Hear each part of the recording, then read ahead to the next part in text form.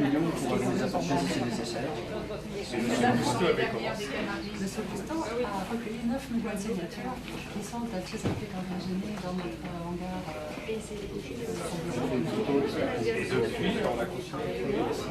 Alors,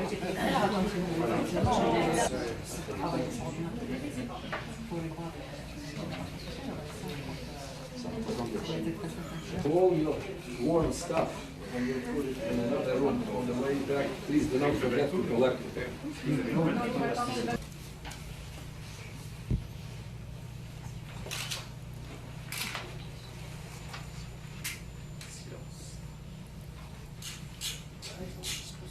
Where's the Secretary General? Oh, it's her.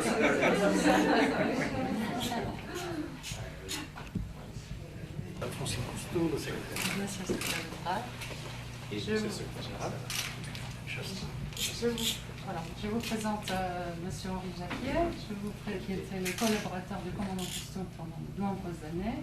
Je vous présente Pierre Chastan, qui a traversé l'Atlantique et pour nous apporter les pétitions et droits Générations Futures, son épouse et ses 2 filles, sans lesquelles toute cette aventure n'aurait pas été possible.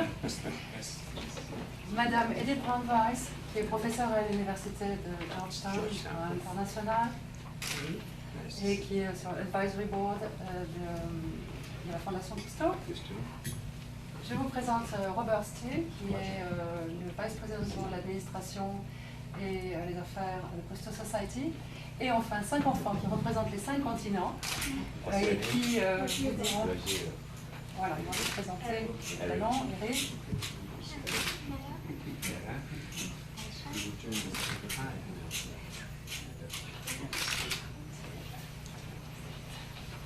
Voilà.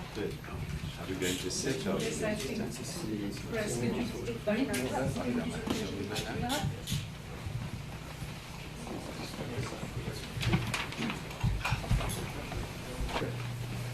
enfants.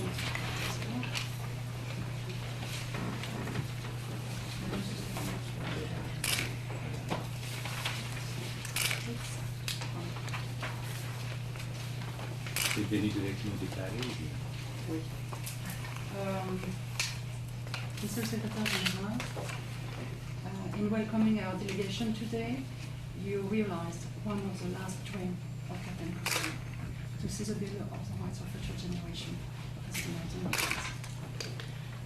I would like to thank you for that, and at the same time to have the privilege to meet the man who received the Nobel Prize at this time of noise and war on our planet. For you and for yourself, of course. As I said, I introduced the people around me.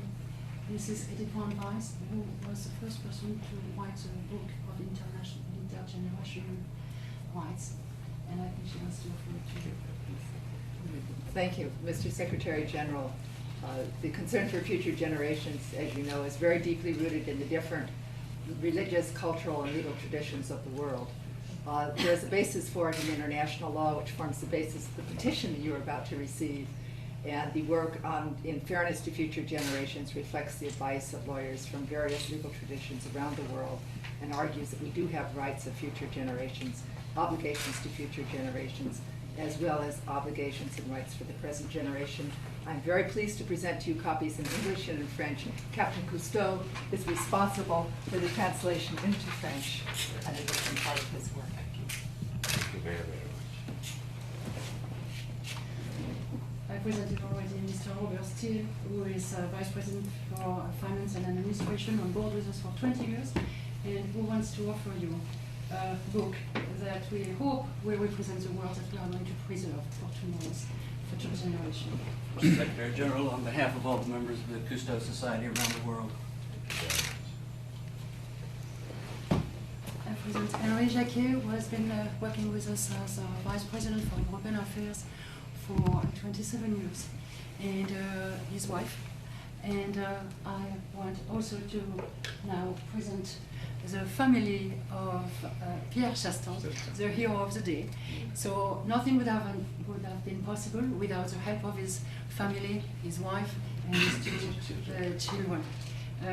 Pierre Chastan is a man who makes the impossible possible, and demonstrated that faith hope and tenacity can cross the oceans and win for the future generation. As I know that your time is counted, I just want to say that the big hope we have today is to carry on the work of Captain Cousteau by preserving the rights for the future generation, trying to settle whatever is possible for those rights to be respected, and especially for the justice for the environment on an international level. We are here to help you, and if anything could be done by the Cousteau Society, it will be done to help you. And I want to thank you for your help, without which nothing would have been possible to do. Merci beaucoup. Merci beaucoup. Let me thank you also for coming, and all of you, and for not only the petition you're going to give me, but these books you've given me. It seems like Christmas, but it's much more serious than this, because I think the question of the environment and the planet we live on is an extremely important issue for this organization. Last year we had 150 heads of states and governments here to discuss the future of our world, and the environment was a very important part of the environment and sustainable development. And it's also significant that you bring young people here, not only such as children, but the other 5 children from all the continents representing the future. And there is also an African proverb which says that the earth is not ours. It's a treasure we hold in trust for future generations. I hope my generation will be worthy of that trust for their sake, the sake of the young ones. Because as I said, it's not ours, it's theirs. And we have to really hand it over in a good order. For the moment, we are not doing a good job. But when I see the kind of work you've done, the energy and the vitality you've put into this area, it does encourage us to do better and ensure that we do need a better plan. I see you as very effective partners. This is something that the UN alone cannot do. It's all of us. We all have to do our part. And today I can see and say that definitely you are doing your part. Not only by the work you do, but also encouraging the young ones to become engaged. So thank you very much for this wonderful moment you spent with me, and also shared with me the spirit of Cousteau that you are carrying on. So thank you very much. Thank you very much. To express why it is that. Je pense qu'en ce moment, le commandant Cousteau rayonne sur nous. Et c'est un grand jour, un instant crucial de l'aventure humaine pour le simple citoyen, ex-imprimeur et radioamateur que je suis, bénévole, de vous présenter la requête de 9 millions de citoyens de 106 pays qui ont signé avec espoir pour un monde meilleur et respectueux de la vie. Seulement voilà, le temps avait passé durant cette longue campagne de signature. Un jour de 1994, le commandant nous a tous réunis. Il nous a dit « Il faudra vous attendre à continuer sans moi d'un jour à l'autre ». Alors j'ai compris à cet instant ce qu'il nous faudrait faire, et ma mission a commencé à partir de cet instant. Et donc mon bateau venait d'être construit par mes soins en bois, avec du bois coupé dans le jardin de mon père, le Cassia. J'ai donc décidé de faire cette mission avec mon bateau, puisque j'avais le moyen de me déplacer à travers le monde s'il le fallait. J'ai donc descendu de Paris jusqu'à la Méditerranée, et de Méditerranée, j'ai entrepris le 16 avril d'appareiller pour l'ONU. Je ne dis pas pour New York, pour l'ONU, puisque l'ONU se trouve à New York. C'était le but, et beaucoup de gens ont pensé que c'était impossible. Alors devant cet avis de pratiquement tout le monde, sauf ma famille qui m'a laissé prendre la décision tout seul, j'ai dit, puisque c'est impossible, c'est possible, puisque le commandant Cousteau avait écrit sur la porte de son bureau, les missions impossibles sont les seules qui réussissent. Donc j'étais dans le cadre des missions qui pouvaient réussir. Et tout au long... Vous dites c'est l'ONU. Oui, monsieur Dutriot m'a dit, à l'ONU, il n'y a pas de mission possible. Seulement, nous comprenons. Donc en cours de route, eh bien, je suis parti avec 100 dernières signatures. Évidemment, ça n'inspirait pas que je sois reçu à l'ONU avec 100 signatures. C'était les 100 dernières que j'avais recueillies en traversant la France. Les 20 000 autres étaient à la Société. Donc je suis parti de France et puis de Metz, et en cours de route, eh bien, j'ai reçu un soutien inattendu aux îles Canaries, des chefs d'État qui m'ont écrit aussi, pour approuver la mission que je menais en direction de l'Élysée. Et ce qui fait que je suis arrivé à New York après une fantastique traversée, qui m'a donné aussi le désir de faire ceci pour tous les animaux aussi qui comptent, qu'on leur permette de continuer à vivre, et qui m'ont bien souvent accompagné la nuit, le jour. Et donc aujourd'hui, mon entreprise est possible, elle a réussi, et je suis heureux de vous remettre ces 6000 signatures qui ont voyagé avec moi pendant ces 2000 km. Et mon livre Servir le futur aussi, avec quelques documents que j'ai écrits sur les premières années de ma campagne, dans lequel le commandant Cousteau a mis quelques lignes. Ceci, c'est la photo des signatures, des 9 millions de signatures qui sont entreposées à The Cousteau Society à Norfolk. J'ai tenu à la prendre en passant. Je suis très heureux de recevoir aujourd'hui cette pétition pour les droits des générations futures. Vous avez parcouru un long chemin pour porter ces messages aux Nations Unies. Je félicite la Société Cousteau pour cette initiative importante qui fait honneur à la mémoire du commandant Cousteau. Merci. Merci, Monsieur le Secrétaire Général. Je crois que les enfants vont lire les 5 articles des Droits des générations futures.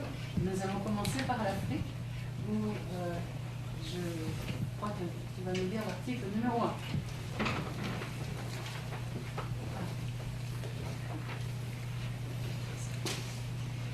Hi, my name's Rahalaraya, and I'm going to represent the rights of future generations, Article 1. Future generations have a right to an uncontaminated and undamaged earth and to its enjoyment as the ground of human history, of culture, and of social bonds that make each generation and individual a member of one human family. Hello, I'm Aisha Stodi, and I'm representing Asia. Article 2.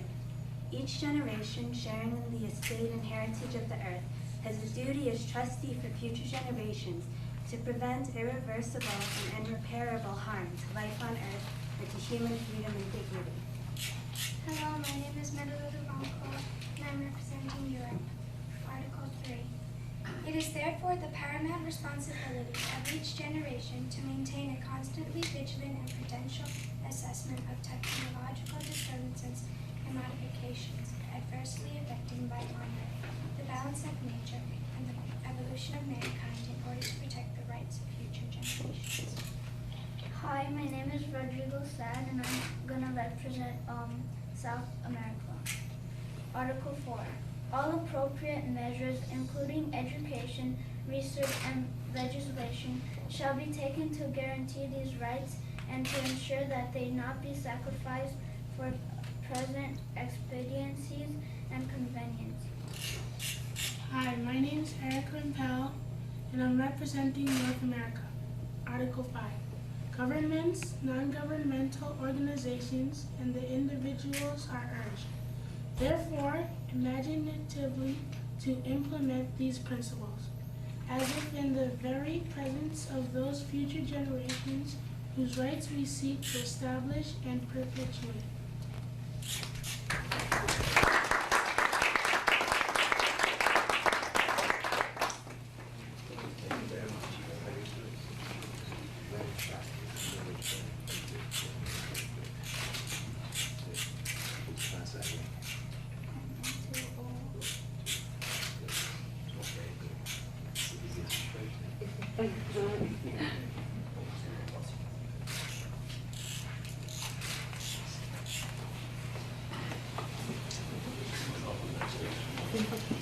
Gentlemen, please join the Secretary General for the photo.